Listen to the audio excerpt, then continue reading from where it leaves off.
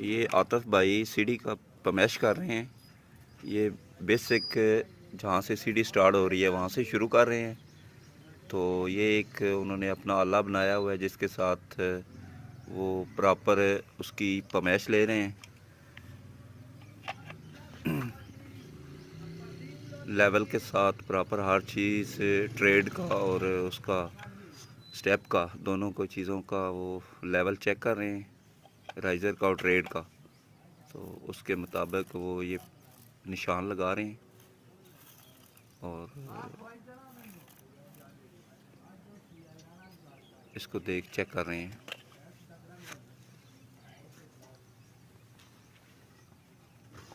अस्सलाम वालेकुम, क्या हाल है जनाब? ओके, अल्लाह अकबर, तेरी शान।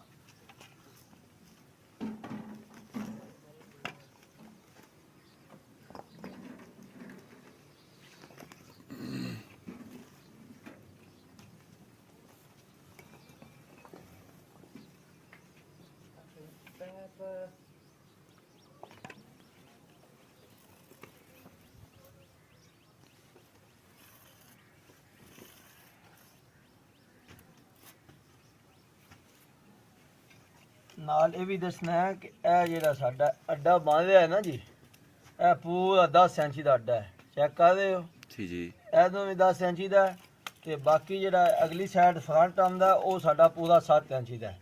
चेक कराओ, ठीक हो गया। किसी अड्डे में फर्क नहीं होने लगा इंशाअल्लाह ताला। जेड़ा पहला अड्डा सी लिखिया वो एंड तक करो, मुकम्मल साडे अड्डे जेड़े ने वो एक साइज दे होंदे, क्योंकि आ जेड़ा गुनिया विच सी बनाया कैंडा ਇਹਦੇ ਵਿੱਚ फर्क नहीं होने लगा। ਇੱਥੇ ਅਸੀਂ ਲੈਵਲ करना है। एक बार ਲੈਵਲ ਸਾਡਾ हो गया,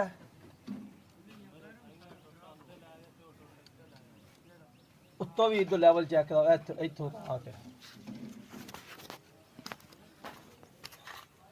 ਇੱਥੋਂ ਵੀ ਲੈਵਲ ਵਿੱਚ, ਇਹ ਇੱਥੋਂ ਵੀ ਲੈਵਲ ਵਿੱਚ, ਠੀਕ ਹੋ ਗਿਆ। ਇਹਦੇ ਵਿੱਚ ਫਰਕ ਨਹੀਂ ਇਨਸ਼ਾਅੱਲਾ ਆਉਣ ਲੱਗਾ। ਇੱਕ ਅੱਡੇ ਵਿੱਚ ਵੀ ਉੱਤੋਂ ਵੀ ਲੈਵਲ ਵਿੱਚ ਹੋਵੇਗਾ ਤੇ ਇਸਲੀ ਸਾਈਡ ਤੋਂ ਵੀ ਲੈਵਲ ਵਿੱਚ ਹੋਵੇਗਾ, ਕਿਉਂਕਿ ਬਾਅਦ ਦਫਾ ਜਿਹੜੇ ਮਿਸਤਰੀ ਜਿਹੜੇ ਨੇ ਤੀਲਿਆਂ ਨਾਲ ਅੱਡੇ ਲੀਕਦੇ ਨੇ, ਉਹ ਲੀਕ ਕੇ ਤੇ ਉਹ ਪਮੈਸ਼ ਕਰਕੇ ਚੈੱਕ ਕਰਦੇ ਨੇ, ਤੋੜ ਤੱਕ ਅੱਡੇ ਜਿਹੜੇ ਨੇ ਉਹਨਾਂ ਵਿੱਚ ਫਰਕ ਆ ਜਾਏਗਾ। ये जो क्रॉप करनी पड़ेगी जी कोई मसला नहीं।